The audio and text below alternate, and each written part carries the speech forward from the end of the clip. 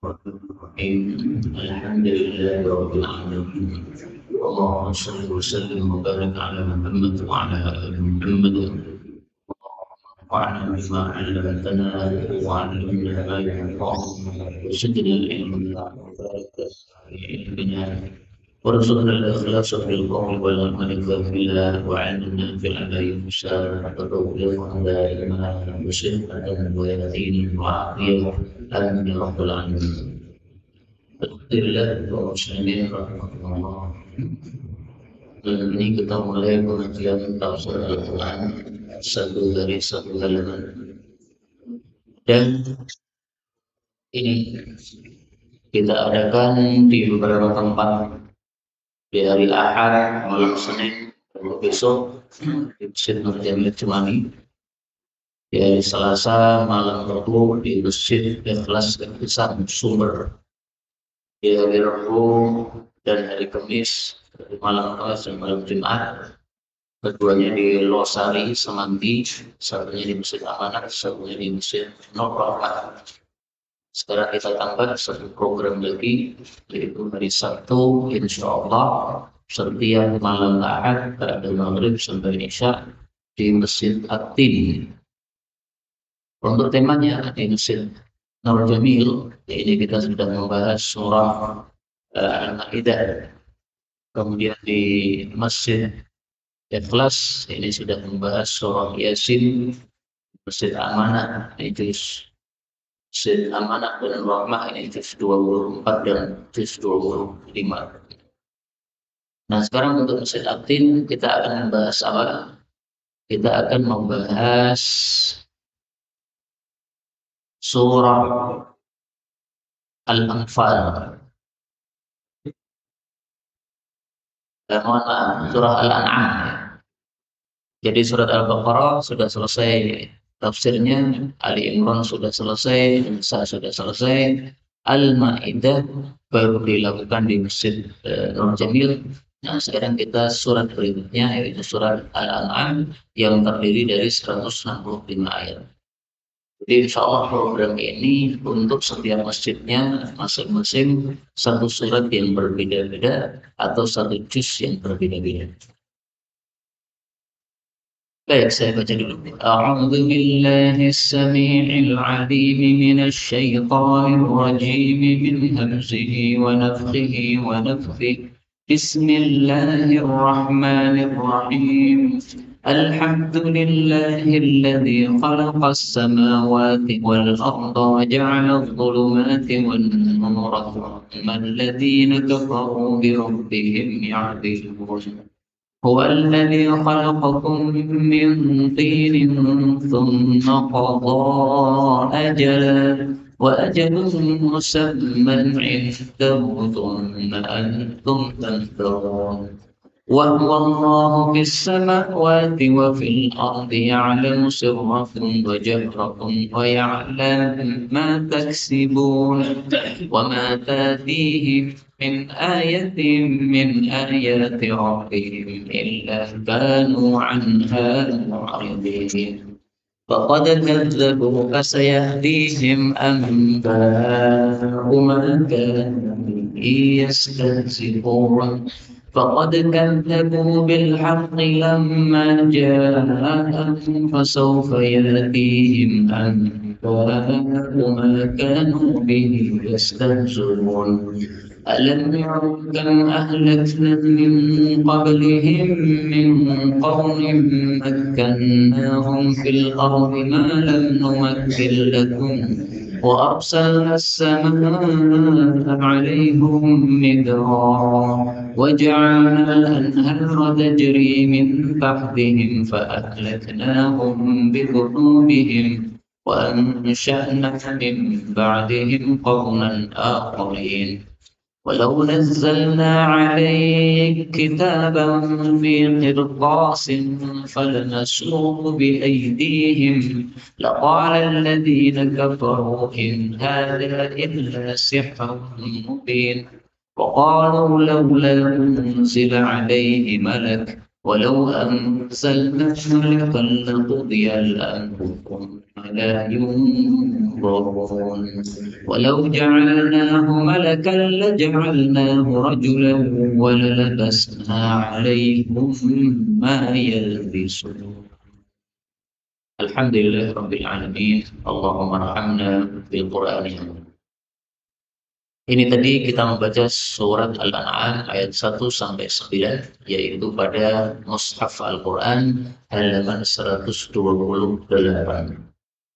Pada ayat-ayat yang kita baca ini ada beberapa kata yang bisa dibaca dengan dua bacaan. Yang pertama pada ayat kedua, khalaqakum. Ini qaf ketemu dengan kaf. Boleh dibaca idgham menjadi khalaqkum. Jadi qafnya hilang menjadi kaf. Walakum. Kemudian ayat yang ketiga wahwa, ini haknya boleh disukun menjadi wahwa, sama dengan wahya boleh dibaca wahya. Kemudian ayat yang kelima yastahzi'un boleh dibaca yastahzun, berarti dilenyapkan hamzahnya sehingga zainnya menjadi dhammah, yastahzun. Kemudian ayat yang ke-7, alaika kitaban. Ini kaf ketemu dengan kaf, boleh dibaca idgham. Alaik kitaban. Kemudian ini saja ya yang dapat saya sampaikan. Kemudian ketahuilah bahwa semua ayat yang kita baca tadi dengan berbagai macam bacaannya semuanya adalah mutawatir, yaitu yang diajarkan oleh baginda Rasulullah Sallallahu Alaihi Wasallam. Adapun tafsirnya secara ringkas, maka Allah mengatakan pada surah Al-An'am ayat 1. Alhamdulillah, segala puji hanya milik Allah.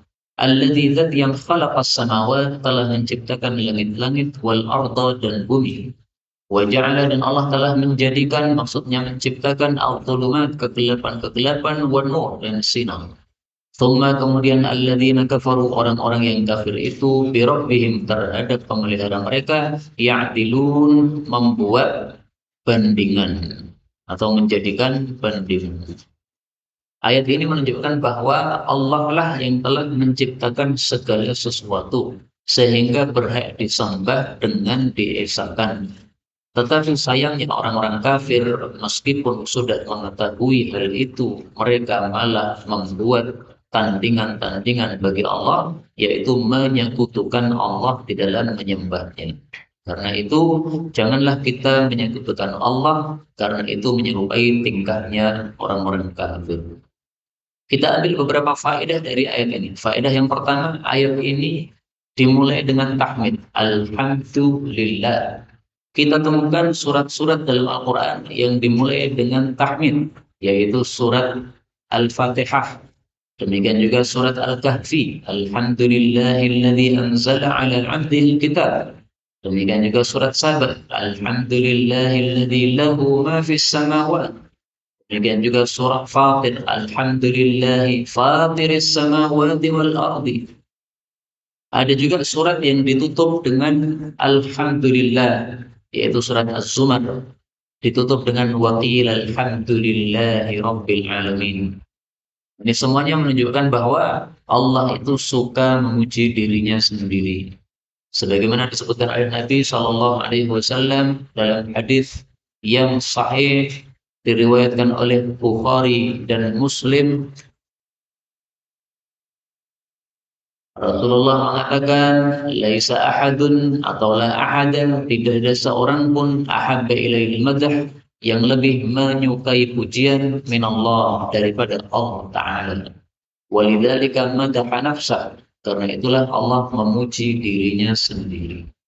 Kalau kita tidak pantas memuji diri kita sendiri, karena kita bukanlah Allah Subhanahu wa Ta'ala, dan kita tidak memiliki apa-apa selain diberikan oleh Allah Subhanahu wa Ta'ala.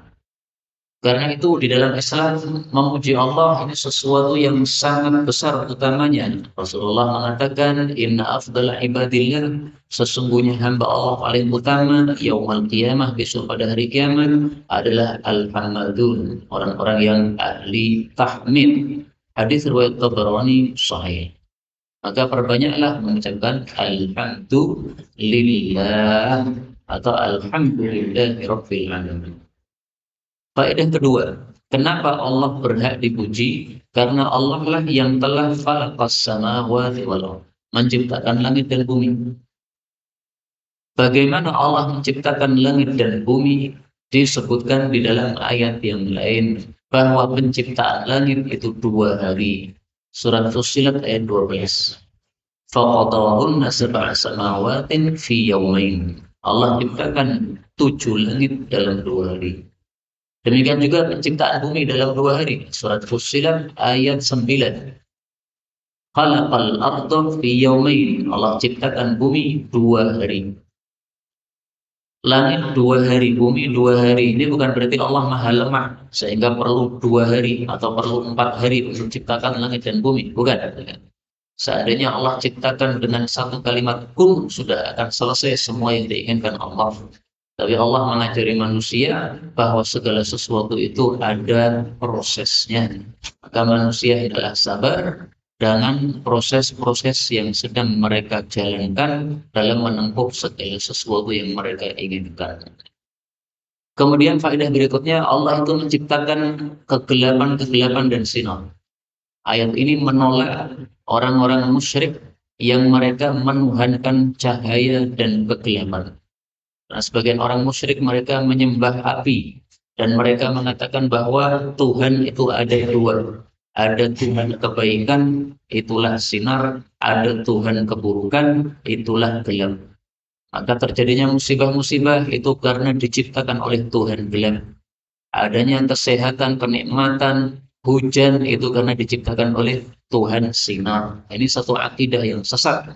Maka dibantah dengan ayat ini bahwa gelap dan sinar itu ciptaan Allah, itu bukan Tuhan. Kemudian Ibnu Katsir menjelaskan kenapa untuk kegelapan Allah sebutkan dalam bentuk jamak, kegelapan. Sementara sinar Allah sebutkan dalam bentuk mufrad, sinar, bukan sinar-sinar. Karena untuk memuliakan sinar, karena sinar ini memiliki manfaat-manfaat yang besar, maka Allah sebutkan dengan bentuk mufrad. Sebagaimana disebutkan dalam ayat yang lain, Allah Subhanahu wa taala mengatakan anil yamini wasyama'il, dari arah kanan dan arah kiri. Arah kiri disebutkan dalam bentuk jamak. Arah kanan disebutkan dalam bentuk mufrad. Arah kanan memang lebih utama daripada arah kiri. Sehingga ketika kita salat tidak boleh kita meludah ke arah kanan karena di situ ada malaikat. Di arah kiri silakan. Ya. Maksudnya kalau salat di rumah. Ya. Ini surat An-Nahl ayat 48. Nah, ini beberapa faedah yang dapat kita ambil dari ayat pertama ini. Kemudian ayat yang kedua Allah mengatakan huwallazi, dialah zat yang khalaqakum, telah menciptakan kalian min tinin, dari tanah. Tsumma, kemudian qada, Allah memutuskan ajalan, satu ajal, maksudnya kematian masing-masing manusia. Wa ajalun, dan ada ajal yang lain, musamman, yang sudah ditentukan, indahu, di hadapan Allah. Maksudnya ajal usia dunia ini, yaitu terjadinya kiamat. Tsumma, kemudian antum, kalian itu wahai manusia, tamtarun, ragu-ragu, yaitu terhadap terjadinya kiamat. Ayat ini menunjukkan bahwa Allah lah yang menciptakan manusia dari tidak ada menjadi ada. Berarti yang membuat manusia mati juga Allah. Maka kalau yang membuat manusia ada dan mati adalah Allah, berarti Allah mampu membangkitkan manusia setelah kematian. Tapi sayangnya manusia pada ragu, yaitu orang-orang kafir yang ragu. Karena itu kita orang beriman jangan ragu terhadap adanya kebangkitan setelah kematian, karena pasti betul-betul akan terjadi. Kita ambil beberapa faedah dari ayat ini. Faedah yang pertama, Allah menciptakan manusia dari tanah. Ini maksudnya Nabi Adam yang diciptakan dari tanah. Adapun keturunannya diciptakan dari air mani sebagaimana kita ketahui. Maka ini semakna dengan surat As-Sajdah ayat 7 dan 8. Mana Allah mengatakan wa bada'a khalqal insan. Allah mulai penciptaan manusia mintin dari tanah. Nah, maka Nabi Adam yang dimaksud. Tsumma ja'ala naslah, kemudian Allah ciptakan keturunannya min sulalatin dari saripati mimma mahin dari air yang hina yaitu air mani. Nah, maka yang dimaksud Allah ciptakan kalian yaitu Allah ciptakan bapak kalian yaitu Nabi Adam alaihi salatu wassalam. Tanah apa yang Nabi Adam diciptakan dengannya disebutkan dalam hadis yang sahih. Adapun dalam Quran tidak disebutkan. Disebutkan dalam hadis riwayat Abu Dawud, Inna Allah Ta'ala, sesungguhnya Allah Ta'ala khalaqa Adam, menciptakan Nabi Adam min qabdah, dari satu genggaman. Qabadaha min jamil ard, yang Allah menggenggamnya dari seluruh bumi ini. Dari bumi ini kan bermacam-macam tanah. Nah, seluruhnya itu diambil bagian-bagiannya oleh Allah Subhanahu wa Ta'ala. Maka datanglah anak-anak Nabi Adam sesuai kadar tanah yang mereka diciptakan darinya. Ada yang warna kulitnya merah, itu karena tanahnya merah. Ada yang warna kulitnya putih, karena diciptakan dari tanah putih. Ada yang hitam, seperti orang-orang negro, dari tanah hitam. Ada yang tengah-tengah, seperti orang Indonesia, ini karena campuran.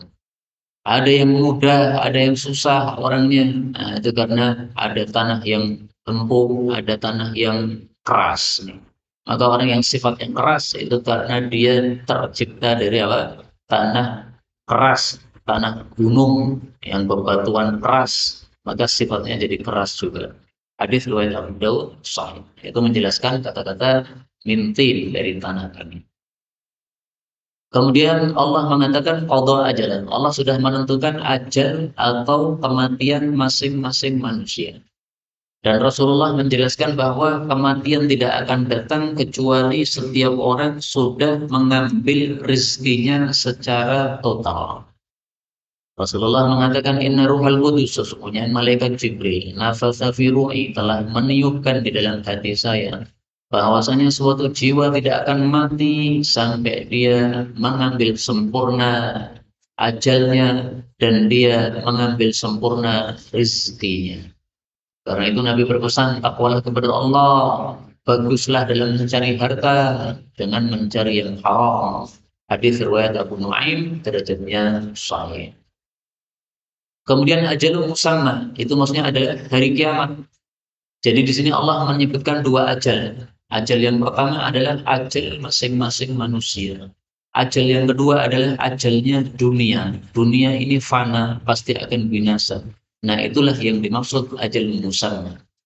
Kapan dunia ini akan binasa? Allah mengatakan indahu, itu di hadapan Allah. Maksudnya hanya Allah yang tahu. Sehingga siapapun yang menentukan kiamat akan terjadi tahun sekian-sekian, itu omong kosong, bohong, melompong, tidak mungkin benarnya. Saya pernah beli buku dengan judul Kiamat 2012. Waktu itu dijual pada tahun 2010. Sekarang sudah 2020, running kiamat. Nah, nanti akan ada orang yang nulis judul lagi Kiamat 2050. Udah nggak usah dibeli, merakak cek, karena tidak akan benar perkataan-perkataan seperti itu.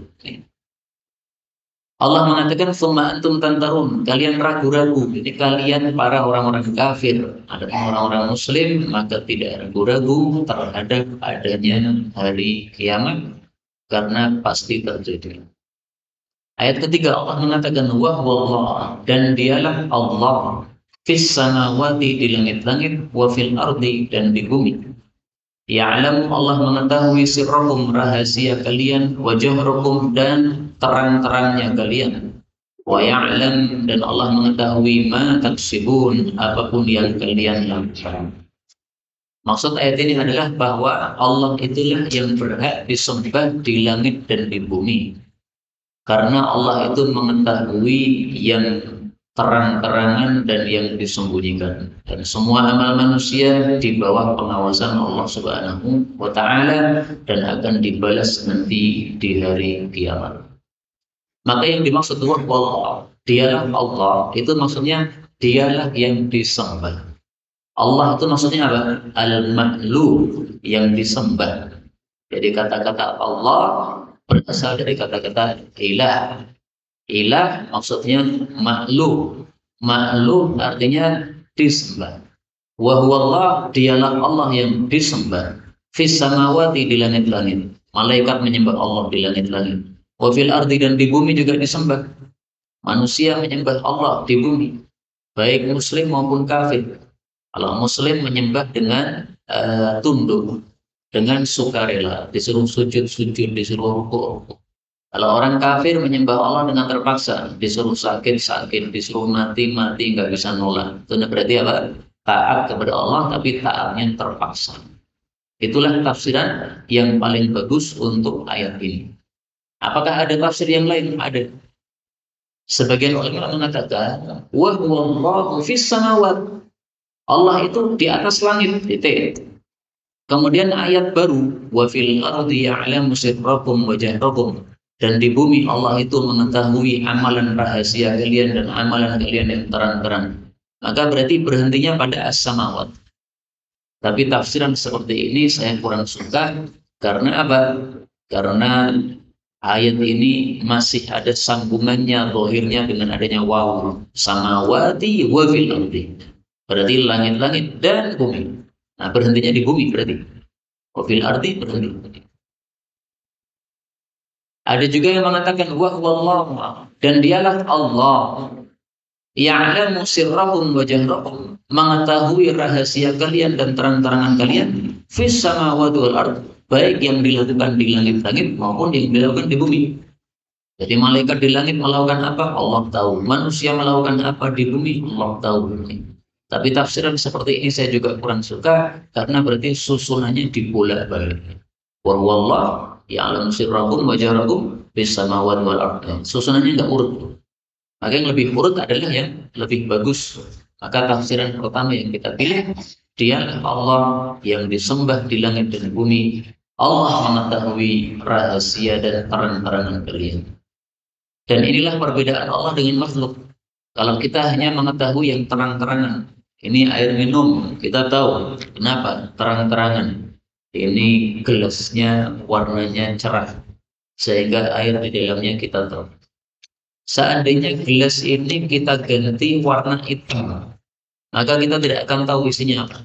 Apakah teh, apakah air putih, apakah susu, karena ditutupi dengan hitam, warna hitam. Tapi kalau Allah terang-terangan dan sembunyi, sama saja, tidak ada bedanya, sebagaimana disebutkan pada surah Ar-Ra'd ayat 10. Sawa'un minkum, sama saja di antara kalian, man asarral qawla, orang yang menyembunyikan ucapannya, wa man jahara bih, dan orang yang menjaharkan ucapannya. Bagi Allah sama, tidak ada bedanya sama sekali. Kemudian Allah mengetahui apa yang kita lakukan. Ini meskipun bentuknya berita, tapi maksudnya ancaman. Diancam oleh Allah, hati-hati. Kalau kamu beramal jelek akan dibalas oleh Allah, karena Allah mengetahui amalan. Kemudian ayat keempat Allah mengatakan wa ma tatihim, dan tidaklah datang kepada mereka orang-orang kafir min ayatin, dari ayat, min ayati rabbihim, dari ayat-ayat pemelihara mereka, illa kecuali kanu anha muridin, adalah mereka itu dari ayat-ayat tersebut berpaling. Maksud ayat ini adalah mukjizat apapun dibawa oleh Nabi Muhammad sallallahu alaihi wasallam, tetap saja mereka kafir, tidak mau beriman. Jadi mukjizat-mukjizat atau ayat-ayat tanda-tanda kekuasaan Allah apapun disampaikan, mereka tidak akan mendapatkan manfaat. Sebagaimana disebutkan oleh Allah pada surat Al-Baqarah ayat 145. Walain ataital ladzina utul kitaba bikulli ayat. Kalau kamu datangkan setiap ayat kepada orang-orang ahli kitab, mereka tidak akan mengikuti kiblatmu, alias mereka tetap akan kafir. Allah juga mengatakan pada surat Yunus ayat 101, wa ma tughnil ayat, tidak akan berguna tanda-tanda kekuasaan Allah dan ancaman-ancaman terhadap orang-orang yang tidak beriman. Kenapa? Wataknya memang sudah kafir, maka diberi penjelasan apapun tetap akan kafir. Na'udzubillahi min syarri dzalika. Kemudian Allah Subhanahu wa taala mengatakan, Faqad kadzabu, maka sungguh mereka telah mendustakan bil haqqi, kebenaran, lamma ja'ahum, tatkala datang kepada mereka. Fasaufa yatihim, maka akan datang kepada mereka amba'uma, berita-berita apa yang kanu bihi yastahzun, adalah mereka dulu di dunia terhadapnya mengejek. Jadi maksudnya mereka mendustakan kebenaran yang dibawa oleh Nabi Muhammad SAW. Maka Allah ancam apapun kebenaran yang dibawa oleh Nabi Muhammad yang mereka ejek, pasti mereka akan didatangi oleh siksa-siksa tersebut yang sudah diancamkan oleh Allah Subhanahu wa taala lewat Nabi Muhammad SAW. Adanya siksa kubur misalnya, akan datang kepada mereka. Adanya siksaan malaikat Zabaniyah di neraka misalnya, akan datang kepada mereka. Semua yang mereka ejek akan mereka alami kelak kalau sudah datang masanya. Yang dimaksud al-haqqi, kebenaran, itu adalah segala sesuatu yang datang dari Allah Subhanahu wa taala. Seperti disebutkan dalam Al-Qur'an pada ayat yang lain, Allah mengatakan wa qulil haqqu mir rabbikum. Surat Al-Kahfi ayat 29. Katakanlah kebenaran itu dari Allah Subhanahu wa taala. Jadi semua yang datang dari Allah berarti disebut apa? Kebenaran. Baik dari Al-Qur'an maupun dari sabda-sabda Nabi Muhammad sallallahu alaihi wasallam. Kita lanjutkan ayat yang ke-6. Allah mengatakan, alam yarau, belumkah mereka melihat, kam ahlakna, berapa banyak kami binasakan, min qablihim, sebelum mereka, min qarnin, generasi. Makannahum, yang kami berikan posisi kepada mereka, fil ardi, di bumi ini, malam numakil lakum, sesuatu yang kami belum berikan posisi untuk kalian, wahai orang-orang kafir Quraisy. Wa arsalna, dan kami telah mutus as-samaa, hujan, alaihim, terhadap mereka, midraran, dengan deras. Maksudnya mereka banyak mendapatkan kenikmatan dari Allah Subhanahu wa taala. Wa ja'alna anhar, dan kami jadikan sungai-sungai tajri, mengalir, min tahtihim, dari bawah mereka. Jadi mereka diberi nikmat tapi tetap kafir. Itu namanya istidraj. Fa ahlaknahum, lalu kami binasakan mereka bidunubihim, dengan dosa-dosa mereka. Wa ansya'na, dan kami munculkan, kami ciptakan min ba'dihim, setelah mereka, qarnan akharin, generasi yang lainnya lagi. Maksud ayat ini adalah orang-orang kafir Quraisy yang tidak percaya dengan agama Nabi Muhammad SAW disuruh mengambil pelajaran dari nasib umat-umat terdahulu. Mana umat-umat terdahulu mereka orang-orang yang kuat-kuat, kaya-kaya, usianya panjang-panjang, pangkatnya tinggi-tinggi, menguasai dunia lebih banyak daripada orang-orang Quraisy.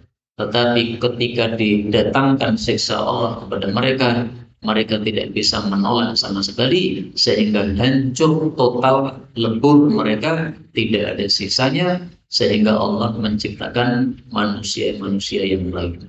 Jadi maksudnya disuruh mengambil pelajaran dari sejarah yang sudah terjadi sebelum mereka. Maka yang dimaksud makannahum, kami berikan tempat kepada mereka, kami berikan posisi kepada mereka, umat terdahulu, sesuatu yang tidak diberikan umat belakangan. Maksudnya orang-orang dulu itu lebih kaya, lebih kuat, dan lebih besar-besar badannya, dan lebih panjang usia mereka.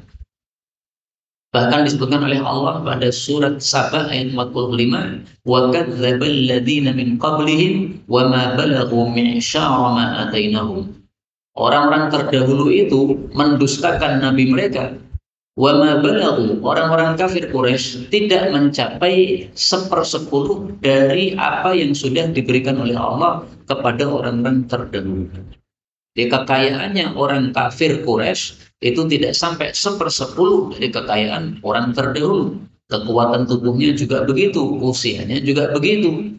Tapi mereka semuanya hancur binasa, sehingga bagi Allah untuk menghancurkan umat Nabi Muhammad sangat-sangat mudah, karena mereka lebih kecil, lebih pendek usianya, dan lebih sedikit hartanya. Dan dari ayat ini kita ambil pelajaran bahwa nikmat-nikmat Allah ketika dikirimkan itu bukan berarti selalu menunjukkan Allah ridho sama kita. Karena di sini disebutkan midror, air hujannya deras, sehingga tumbuh-tumbuhan pada tumbuh. Tapi ternyata itu hanyalah istidraj. Istidraj itu kalau bahasa Jawanya ya, dilulu oleh Allah. Allah melulu mereka. Silakan kafir terus, nikmatnya ditambah terus sehingga mereka tambah kafir. Nah, begitu sudah puncak kafirnya atau apa namanya dosanya, maka baru disiksa oleh Allah Subhanahu. Dan dari ayat ini kita ambil pelajaran juga bahwa ahlakna hum bidunubi. Allah kalau hancurkan manusia itu dengan sebab dosa-dosa. Maka dalam hadis yang sahih Nabi menjelaskan setiap musibah kita alami itu pasti gara-gara dosa kita. Ya. Apa dalilnya? Illa bidzanbin. Rasulullah Shallallahu Alaihi Wasallam bersabda, "Makhtala ja'irun wala 'ainun."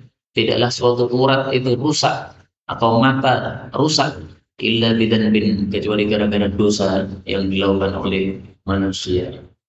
Rasulullah juga mengatakan la yusibu 'abdan nakbatun fama fawqaha aw dunaha illa bidzanbin. Apapun musibah besar maupun kecil semuanya gara-gara dosa yang dilakukan manusia. Wa ma ya'fullahu anhu aktsar, yang dimaafkan oleh Allah lebih banyak daripada yang dihukum oleh Allah. Hadis riwayat Tirmidzi, derajatnya sahih. Kita lanjutkan ayat yang ketujuh.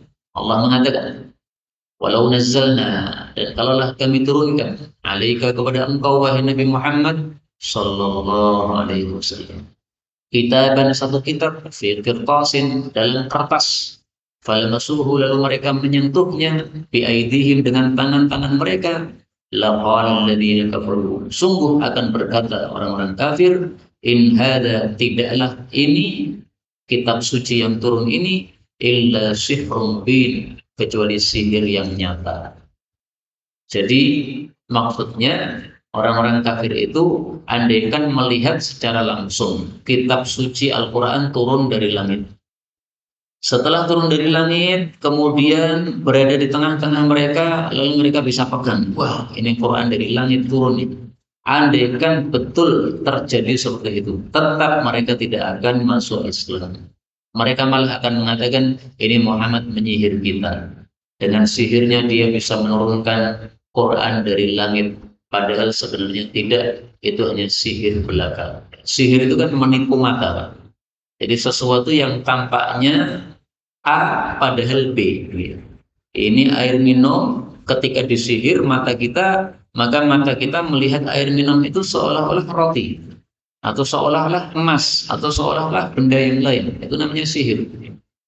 Nah, maka ayat ini, ayat 7 ini semakna dengan ayat yang tadi sudah kita baca, yaitu ayat 4. Pada ayat 4 Allah mengatakan, apapun ayat yang datang dari Allah, pasti mereka berpaling. Nah, maka pada ayat yang ketujuh ini sama. Kalaupun diturunkan kitab dalam bentuk kertas, pasti mereka mengatakan ini sihir yang nyata. Maka ayat ini semakna dengan ayat yang lain, yaitu pada surat Al-Hijr ayat 14 dan 15. Walau fatahna alaihim baban, kalau kami buka kepada mereka pintu dari langit, lalu mereka bisa naik masuk ke pintu tadi, mereka pasti akan mengatakan sukfirat absarna, mata kami telah disihir, mata kami telah disihir oleh Muhammad sehingga kami seolah-olah bisa naik ke langit. Padahal naik betul. Bal nahnu qaumun mas'hurun, kami ini orang-orang yang sudah disihir, tersihir kami. Demikian juga pada surat At-Tur ayat 44, Allah mengatakan wa iyyaru kisfan, kalau mereka melihat potongan dari langit yang jatuh, disiksa dari langit diturunkan oleh Allah, potongan bintang misalnya atau potongan planet, maka mereka akan mengatakan sahabu marhum, ini hanya awan yang bertumpuk-tumpuk yang jatuh di sini. Ini bukan siksa Allah. Itu memang dasarnya orang kafir, kalaupun mereka diberi ancaman apapun atau diberi tanda kekuasaan Allah yang bagaimanapun, tidak akan bisa mengambil pelajaran. Karena itu kita orang-orang beriman jangan seperti itu, hendaklah kita tambah yakin kepada Allah Subhanahu wa taala. Ayat terakhir, Waqalu, dan mereka mengatakan, laula, kenapakah tidak unzila diturunkan alaihi kepada Nabi Muhammad malakun, seorang malaikat. Allah menjawab, walau anzalna malakan, andaikan kami turunkan seorang malaikat, laqudiyal amr, sungguh ditetapkanlah urusan, maksudnya sungguh pasti dilakukanlah atau diturunkanlah siksa Allah.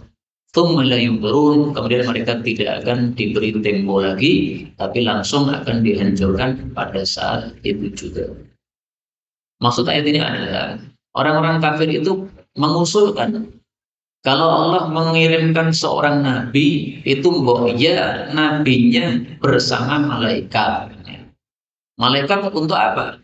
Ya malaikat untuk saksi. Malaikatnya datang mengatakan, ini Muhammad adalah nabi, percayalah kalian. Saya malaikat yang diutus oleh Allah untuk memberitahu kalian ini adalah nabi betul. Nah, mereka mengusulkan begitu. Sebagaimana disebutkan dalam ayat yang lain pada surat Al-Furqan ayat 7, Allah mengatakan, laula unzila ilaihi malak. Orang-orang kafir mengatakan, kenapa tidak diturunkan malaikat kepada Nabi Muhammad? Fayakuna ma'ahu nadhira, lalu menyertai Nabi menjadi pengancam. Jadi mereka pengennya Nabi yang diutus itu jangan hanya manusia biasa, tapi manusia dibarengi malaikat. Atau rasulnya jangan manusia, rasulnya malaikat saja.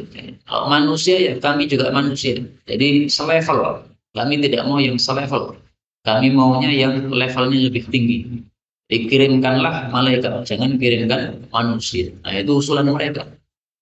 Maka Allah jawab, kalau betul kami kirimkan malaikat, yang terjadi apa? Yang terjadi adalah laqudiyal amr. Pasti akan terjadi siksa Allah.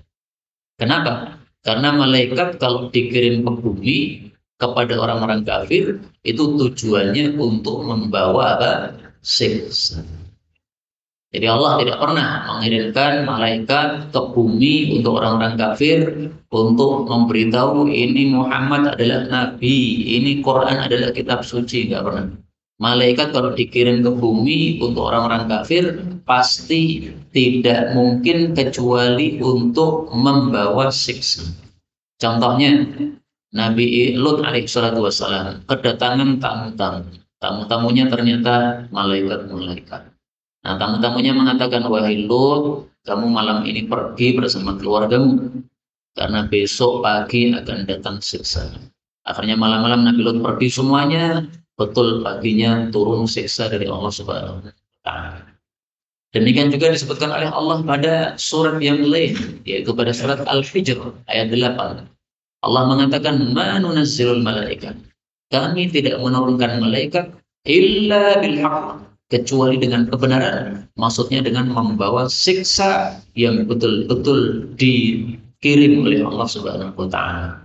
Wa ma kanu idzan mundzirin. Kalau begitu mereka tidak akan diberi tempo lagi karena siksanya sudah datang bersama malaikat-malaikat yang membawanya. Demikian juga pada surat Al-Furqan ayat 22 Allah mengatakan, yauma yarawunal malaikah, pada hari mereka melihat malaikat, la busyra, sudah tidak ada lagi kabar gembira pada hari itu bagi orang-orang yang berbuat dosa. Artinya malaikat sudah pasti langsung akan melakukan penyiksaan terhadap mereka sesuai perintah dari Allah Subhanahu wa taala. Inilah kaum muslimin rahimani wa rahimakumullah, tafsir ringkas untuk halaman 128 dari Mushaf Al-Quran. Insyaallah halaman 129 akan kita lanjutkan pada pertemuan yang akan datang insyaallah ta'ala. Wallahu a'lam bishawab. Walhamdulillahi rabbil alamin. Ada pembahasan?